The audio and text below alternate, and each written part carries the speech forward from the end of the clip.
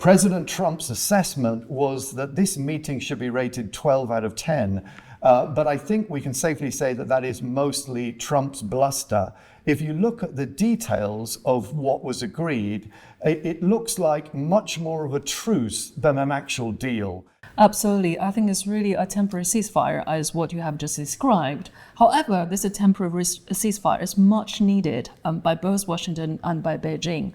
Now, on the Washington end, obviously, President Trump is able to justify to his domestic supporters, I have managed tariff issue with China.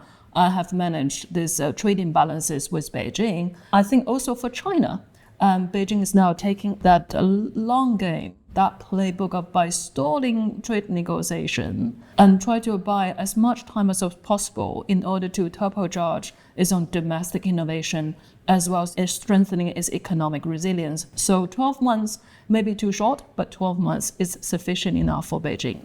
There are some concrete details. For instance, the average US tariffs on Chinese goods have gone down from 57% to 47%, but most of the other key elements of this are much more in the nature of suspensions of actions that one side is taking against another. We all know that in these very complicated trade agreements, the devil is in the detail. And it seems to me that the detail has not yet been nailed down.